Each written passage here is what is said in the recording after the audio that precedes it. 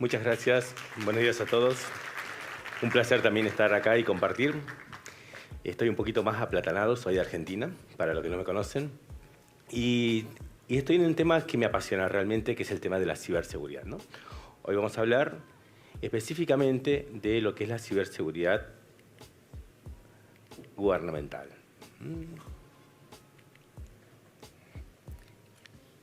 Y parece que se ha hackeado. Ahí está. Bien.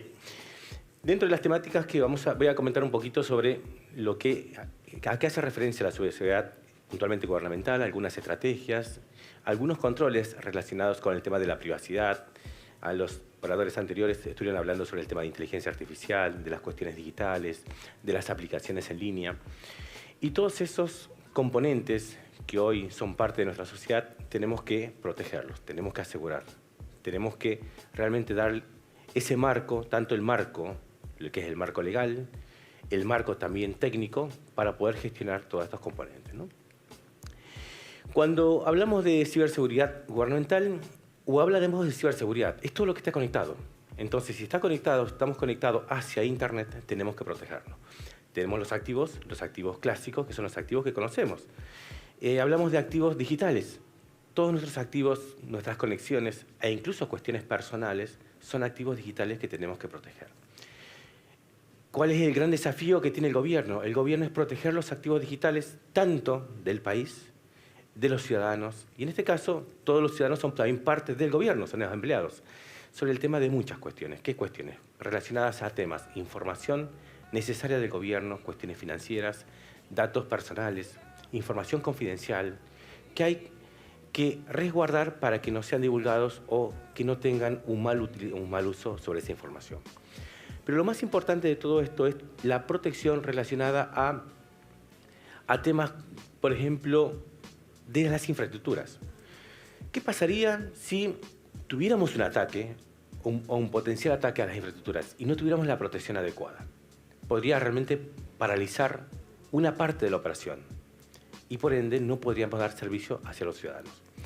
Y ahí es donde viene la parte de la confianza. Cuando decimos la confianza, ¿por qué no se tiene a veces confianza en los gobiernos?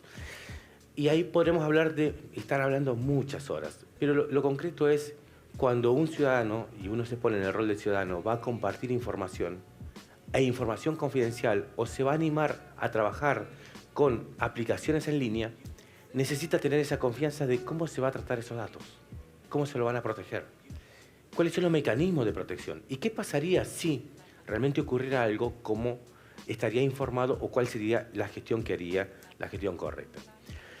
Algo, antes de ingresar en esto, como en Dominicana es un país, ya estoy hace un año y casi dos meses acá en Dominicana.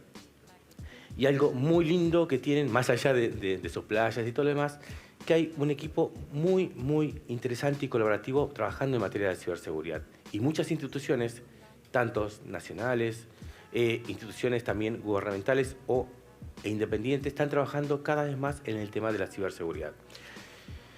Hay muchos actores trabajando, hay mucha cooperación, hay mucha colaboración. Quizás por ahí no es tan visible, pero existe mucha colaboración en esta materia, ¿no? Volviendo a la parte de las estrategias, cuando uno habla de estrategias relacionadas o herramientas, una de las estrategias son las políticas. Las políticas relacionadas a temas de protección o al tema de la seguridad de información, aquellas que incluyan no solamente la protección de la ciberseguridad, también cómo resguardar o cómo volver ante un evento. O sea, cuáles serán las estrategias de continuidad, cuáles son los planes de continuidad, cómo me van a comunicar que existe algo, cómo me voy a hacer la protección hacia un posible incidente y cómo me voy a seguir dando ese servicio asociado, ¿no? A partir de ahí también tenemos la cuestión de lo que es algo importante, es la capacitación, la concientización permanente, no solo de los que participan dentro de las entidades gubernamentales, sino también de la ciudadanía.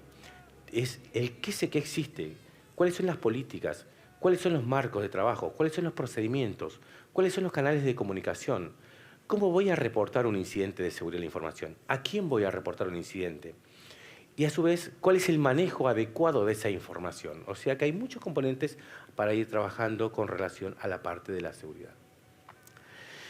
Se habla sobre el tema de los controles de ciberseguridad. Cuando podemos hablar de controles, hablamos de cuáles son las medidas mitigadoras para proteger. Estamos hablando ahora del auge de la parte de la inteligencia artificial. Entonces, ¿qué ocurre con la inteligencia artificial? Esto ya viene hace mucho tiempo y entonces, ¿cómo darle ese marco jurídico por una parte? ¿Cuáles son los controles técnicos? ¿Cuáles van a ser aquellos elementos que me va a permitir, primero, interactuar, aprovechar estas nuevas tecnologías y también estas herramientas que tengo y también es cómo proteger? También vamos a necesitar tener cuestiones relacionadas a temas de capacitación, concientización, de cómo vamos a manejar la privacidad de la información. ¿Cuál va a ser el mecanismo para preservar la privacidad de la información? Esto quiere decir que si nosotros aportamos datos y los gobiernos, desde luego, tienen datos médicos, datos relacionados a la parte de, por ejemplo, de presupuesto, a la parte de banca, a la parte de finanza, cuestiones relacionadas también a secretos particulares o secretos de defensa. Entonces, ¿cómo se protegen todos estos sellos, ¿no? Y a partir de ahí empezamos a ver cómo es la mejor manera para hacer ese tipo de protección. En el mecanismo de protección de la parte de protección de información podemos hablar de un montón de cuestiones. Podríamos hablar de cuestiones relacionadas a temas, los mecanismos ¿para qué? Para acceder a la información. ¿Cuáles son los mecanismos más allá de tener un usuario y una clave, que es lo que convencionalmente utilizamos? Segundo factor de autenticación, que ya es realmente algo normal y natural. Y también aquellos mecanismos también de autorización basado en roles. ¿Cuál es el rol que va a tener el ciudadano o los roles que para el manejo de la información?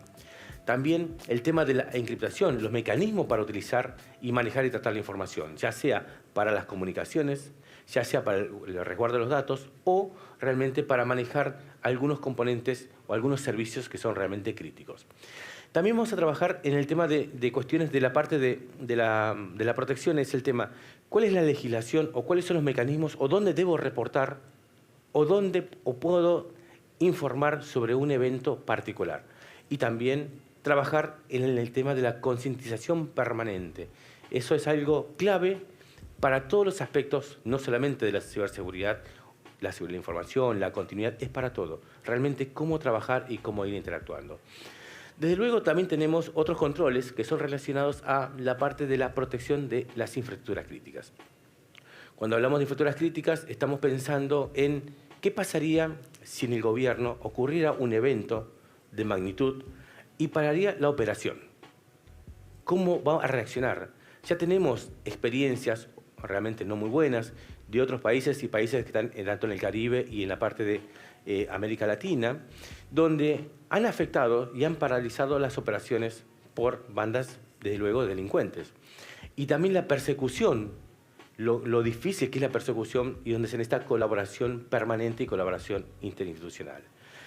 Para esto, para la parte de protección de infraestructuras críticas, necesitamos conocer claramente, primero, cuáles son aquellos activos que debo proteger. Entonces, para ello tengo que hacer un inventario de activos. En base a eso, voy a evaluar los riesgos. Y en base a esa evaluación de los riesgos, voy a determinar cuáles son los controles adecuados para aplicarlos. Cuál es la ventana de tiempo para aplicarlo y cómo formar a aquellos profesionales para la protección. Desde luego también tenemos que evaluar cuestiones permanentes de que en el caso de que existiera un evento disruptivo, porque tenemos que pensar de que vamos a ocurrir, siempre hay que establecer estrategias y planes de continuidad. Si ocurriría un evento que me paralizaría la operación, ¿cuál sería mi mecanismo para seguir operando, aunque sean valores mínimos aceptables, predefinidos previamente? Y no solamente es establecer y documentar, también hay que probar, porque hay que probar todos los planes, porque planes que no se prueban, no se saben si funcionan. Entonces, y las pruebas son realmente para mejorar constantemente la operación. Y a partir de ahí, desde luego, siempre la concientización y todos los mecanismos relacionados a la parte de la mejora continua. Cuando hablamos del tema de la protección de ciberataques, o ataques relacionados con las tecnologías, hablamos de mecanismos diferentes. O sea, hablamos de componentes tecnológicos, donde tenemos equipos de respuesta a incidentes, donde tenemos profesionales. Y uno de los factores que realmente, y es lo que cuesta mucho para la parte gubernamental, es conseguir los profesionales con las capacitaciones correspondientes, porque aparte, en la parte privada, realmente hay mucha oferta y desde luego, después cuesta retener a ese profesional. Desde luego, y aparte la formación, o sea, la formación, ¿cuáles son los elementos que va a tener ese profesional para mantenerse dentro de esa organización? Volviendo a la parte de la prevención de lo que es el ciberataque, tenemos muchos componentes. Como podemos hablar de componentes, para no ser muy técnico, componentes para la protección, como equipos de borde, detecciones, analizadores de comportamiento, evaluar diferentes tipos de patrones de comportamiento dentro de la red, cómo analizar todos los espectros, porque más allá de estar interconectados, ya sea por un cable e inalámbricamente, hay diferentes patrones de comportamiento que me permite predecir o determinar realmente qué está ocurriendo, analizar comportamiento de personas, de sistemas, de software, y a partir de ahí tomar acciones correspondientes. Y desde luego lo importante es la evaluación y la gestión de riesgo permanente. O sea, la gestión de riesgo tiene que ser algo metodológico permanente. Uno dice, pero evalúe los riesgos. Sí, evaluamos los riesgos, implementamos controles para tratar esos riesgos, pero después la revisión permanente tiene que ser constante, porque aquellos riesgos que quizás no fueron tratados en esta oportunidad, realmente cambia un comportamiento o cambia un vector de entrada que después hace que eso sea una fuente de amenaza que me permita y después interrumpir una operación. Y desde luego siempre la concientización permanente. También habla sobre el tema de los controles de fortalecimiento de la confianza pública. ¿Qué estamos hablando con el tema de esto? Es algo que en la parte de la ciberseguridad se habla mucho, porque las reglas tienen que ser claras. Y más que las reglas claras es conocer realmente cuáles son las políticas, cómo se comunican esas políticas, cuáles son los mecanismos o los protocolos para trabajar. O sea, la ciudadanía tiene que conocer. Los actores, la interacción tiene que conocer y trabajar. Lo mismo tiene que trabajar, por ejemplo, con todo lo que es la parte de no solamente de la transparencia, sino la parte de comunicación y cómo colaboran y cómo trabajan y cómo cooperan las diferentes instituciones de gobiernos. O sea, tanto puede ser pública o pública-privada, porque la ciberseguridad se trabaja en equipo. Solos no hacemos nada. Realmente se trabaja en equipo para tratar de proteger y mejorar. Lo que una institución analiza, o patrones de comportamiento, o lo que se llaman indicadores de compromiso, en la parte técnica, me permite predecir varias cuestiones. De acuerdo a lo que determino e investigo, puedo tomar acciones para la protección o acciones para una prevención. Y sobre todo es algo constante y desde luego siempre, la formación es permanente. Con relación a la parte de cumplimiento, podemos hablar de cuestiones. Por un lado, tenemos las regulaciones y los marcos regulatorios de cada gobierno o de cada institución. También tenemos aquellos que son cumplimientos donde los gobiernos adoptan ciertos estándares conocidos, estándares, por ejemplo, como pueden ser las normas ISO. Dentro de ellas hay un gran grupo de normas, por ejemplo, como nombrar algunas, la 27001, se habla sobre el tema de ciberseguridad, tenemos estándares sobre el tema de continuidad, la parte de gestión de riesgos, tenemos la parte también de marcos específicos de ciberseguridad, que si bien son americanos, pero se pueden adaptar o se pueden tomar componentes específicos para mejorar. Tenemos, por ejemplo, controles SIS, hay una gran componente. Y también se puede ir mejorando y adecuando y adaptando de acuerdo a las necesidades de cada institución y de acuerdo al perfil y depende del activo crítico o qué información debo proteger. Tengo que identificar si el activo es crítico y si la información es crítica, realmente aplicar los controles necesarios. Para ello viene desde luego la mano también desde la parte de la gestión de los riesgos.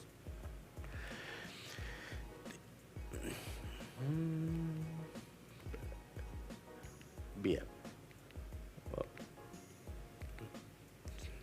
Se quedó. Ahí está. Bien. Dentro de todos también tenemos estándares internacionales. Para eso es muy pequeño, pero hay muchos estándares internacionales que nos pueden aportar. Esto quiere decir que uno va a tomar las prácticas recomendables. Uno habla de mejores prácticas porque mejores prácticas pueden ser para uno y no pueden ser para otros. Entonces son prácticas aceptables. A partir de ahí uno toma lo mejor que puede o lo que le pueda adecuar y lo puede implementar. Puede hacer pequeñas acciones para después lograr un objetivo. Uno puede decir, sí, pero aplicar, por ejemplo, una norma de seguridad o una norma ISO, por ejemplo, como estamos ahí en la primera que nos notamos un poquito, la 27001. Bien, algunos dirán, es muy compleja. Ustedes tienen experiencia que hay muchas instituciones que ya han certificado normas con 27001 del sistema de seguridad de información. Quizás a un proceso pequeño, a una unidad pequeña, a una dirección. O sea, pueden certificar o pueden adecuar ciertos controles y desde luego. También hay otros controles u otras normas, por ejemplo, la parte de continuidad, hay temas de marcos de ciberseguridad. Hay una gran cantidad de material o de estándares que uno puede tomar el mejor ejemplo. De hecho, Dominicana tiene la primera institución certificada en 4 normas que pertenece dentro de la administración descentralizada, donde habla de 27.001, tiene certificado 9.000, tiene certificado continuidad del negocio y otras relacionadas. Entonces, hay experiencia y hay buena experiencia dentro de lo que es Dominicana en el tema de la parte de interacción. Dentro de las que podríamos decir a nivel local, más allá de las normativas que tienen relacionadas, ustedes tienen la ley relacionada a la parte de la privacidad de la información, el manejo de activos digitales, la parte de lo que son delitos tecnológicos. También se podrían adoptar algunas de otros componentes como PCI, con normas específicamente orientadas a la parte más financiera, a la parte de mecanismo de pagos, u otras normativas relacionadas con este componente. Quería dar un ejemplo sobre el tema de la implementación, porque una de las diferentes interacciones que he tenido con diferentes colegas me decían, sí, pero ¿cómo es el tema de la interacción o cómo se puede adecuar o cómo se puede implementar una normativa? Por ejemplo, tomamos un ejemplo de 27.001, podríamos sacarle el 27.001 y ponerle cualquier otra normativa, por ejemplo, continuidad del negocio u otras normativas. Las normas ISO lo que tienen interesante es que primero son todas adecuadas, se pueden adecuar a una institución muy pequeña, algo muy grande, y desde luego hay que tener personal capacitado y calificado. Desde luego eso se hace un proceso, no es que de un día para otro, se hace un proceso de formación y un plan de capacitación y formación. Lo primero que hay que identificar es cuáles son los activos críticos o cuál es la información sensible que se debe proteger. Identificando eso, desde luego se conforma un equipo, se evalúa, se hace una evaluación inicial para ver cuál es el estado actual con el estado deseado. Por lo menos el estado mínimo deseado de acuerdo a qué, a los recursos que se tienen. Cuando hablamos de recursos, estamos hablando de recursos económicos, de infraestructura, de la parte de los recursos, de recursos humanos. A partir de ahí se arma una línea de tiempo y en lo que se espera. Dentro de lo que se espera hay que hacer varias cuestiones. Desde luego, la primera es la identificación, el análisis de riesgos. A partir del análisis de riesgos, lo que hay que verificar sobre ese análisis de riesgos, cuáles son los componentes, o sea, el tratamiento de riesgo, que significa que son los controles relacionados a la seguridad de la información o a la ciberseguridad. Por ejemplo, si queremos empezar a manejar y proteger el tema de la información, del acceso, seguramente vamos a tener controles relacionados a la parte de políticas de control de acceso, tantos que son más que nada controles administrativos y de gestión, y después tenemos los controles técnicos específicos. Decir, bueno, muy bien, tenemos este mecanismo para controlar, verificar, primero como la política de contraseña, la parte de acceso, el doble factor o mecanismo de acuerdo al tipo de información que se tiene. Y a partir de ahí se empiezan a implementar controles, y esos controles tienen una línea de tiempo. Más allá de esa implementación de línea de tiempo, uno puede trabajar con varias cuestiones. Primero, establecer qué es lo que se espera. Por ejemplo, decimos un ejemplo, ¿se puede implementar una organización en un año? La respuesta siempre va a ser todo depende. Depende del tiempo, depende de los recursos que se tengan y depende también el compromiso que se tenga, y el compromiso viene de arriba, de la alta dirección. Si no tenemos compromiso, aquellos que trabajamos más en la parte de operación, cuesta mucho, y les puedo asegurar que cuesta muchísimo, donde son horas y horas y uno dice, pero ¿para qué continúo con esto si te voy a dejar? Pero lo que les digo es continuemos, porque después en algún momento, si ocurre algo o después lo escucha otro y dice, era bueno, esto lo podríamos implementar, pero se acuerdan después. Entonces, dentro de esa línea de tiempo uno puede implementar, por ejemplo, cualquier cosa. En un año, en 6 meses, en 8 meses, y va a depender todo el nivel de madurez, el nivel de compromiso y desde luego los recursos. En estos componentes o en estos ejemplos que da de la parte de implementación, lo primero es se planifica, se implementa y después se verifican los controles. La verificación es la verificación permanente. Se puede hacer algo pequeño, cosas muy pequeñas, un análisis muy pequeños, y a partir de esto, dentro de la verificación, es verificar cómo se han implementado ese tipo de controles, cómo se han implementado esos tipos de controles de seguridad. ¿Son realmente maduros? ¿Cuál es el nivel de madurez? El nivel es, establecemos diferentes marcos o diferentes metodologías para evaluar el nivel de madurez que se tiene sobre el tema de los controles. Y a partir de ahí uno va haciendo una hoja de ruta y después dice, bueno, muy bien, estamos preparados, voy a realizar una auditoría interna. Las auditorías internas son el mejor elemento para saber realmente cómo estamos, y a partir de ahí es tomar acciones, porque uno dice, pero ¿por qué me hacen una auditoría? ¿Me van a auditar a mí? Bueno, tenemos que sacar ese preconcepto de que no auditan personas, hay que auditar procesos, y a partir de ahí es el resultado. Y esos informes de auditoría son los que nos van a servir después para realmente decir, bueno, muy bien, hay que cambiar esto, hay que mejorar. Hay que ser constantes, y no es que sean esas líneas de auditoría, porque a veces hacemos auditoría una vez por año, pero los incidentes no aparecen una vez por año, los ataques cibernéticos no aparecen una vez por año, los procesos no aparecen. Es como la gestión de riesgo. La gestión de riesgo la revisamos una vez por año. Los riesgos están todos los días. Constantemente tenemos indicadores, tenemos patrones de compromiso, indicadores de compromiso, patrones de comportamiento. Y también tenemos mucha entrada sobre el tema de los incidentes. ¿Quién reporta? ¿Qué se hace con esos incidentes? ¿Cómo se los tratan? ¿Cuál es la priorización que se tiene para el tratamiento de esos incidentes? ¿Cuáles son las sanciones que existen en el caso del mal uso de las tecnologías o en el caso de que existe un incidente, si se denuncia o no se denuncia? ¿Cómo se hace esa investigación forense? Hay un montón de mecanismos que se deberían aplicar y se deberían estandarizar para que realmente tengamos una seguridad, un ambiente más saludable. Lo que quería hacer un pequeño resumen con el tema de 27, que es posible realizar cualquier institución y se puede aplicar. Pequeños componentes se pueden alinear, se pueden certificar y a partir de ahí uno le puede dar incluso un elemento más de entrada y tener más monitoreado. Pues se puede tener indicadores, se pueden ver evoluciones, se pueden ver cuáles son los objetivos tangibles, establecer pequeños objetivos y que realmente se busquen lograrlos. Si esos objetivos que se han trazado inicialmente ven que no se ajustan constantemente porque son sistemas de gestión y los sistemas de gestión van dentro de la mejora continua, entonces en ese sentido uno puede ir trabajando constantemente. Dentro de las principales limitaciones que tenemos, la primera es la falta de los recursos financieros y eso ocurre no solamente en Dominicana, existe a nivel mundial y más en Latinoamérica a nivel gubernamental. Realmente uno dice, queremos implementar, no hay plata, no tenemos presupuesto. O el presupuesto, tenemos que pagar el presupuesto el año que viene. Vino el presupuesto, había otra prioridad, y ese presupuesto, el del 100%, te damos el 30%. ¿Y qué hago con el 30%? Magia. Bueno, y la mayoría son magos, porque hacen magia, es la realidad. Entonces, a partir de eso, es eso. Después la parte del personal con las competencias. Y voy a ser honesto en esto, cuando se trabaja dentro de una institución gubernamental, es porque hay pasión y hay vocación de servicio. Si no, claramente estaría en una institución privada donde realmente le pagan 4, 5 o 6 veces más. Entonces, eso también es algo muy importante porque hay pasión, quieren mantener. Y desde luego hay otras cuestiones, también falta un poquito el tema del apoyo de las autoridades, el tema de la falta de cooperación intergubernamental o dentro de los mismos departamentos. Y son varios factores limitantes a veces para poder implementar, ya sea cuestiones de ciberseguridad o de seguridad de información o de continuidad o de calidad, cualquiera de ellos. Para esto tenemos que empezar a buscar cuáles son los factores de éxito. En este caso es buscar cuáles son los factores que me permitiría llegar a tener buen éxito. Primero, aquellos habilitadores que me van a decir, bueno, muy bien, ¿quién es mi sponsor?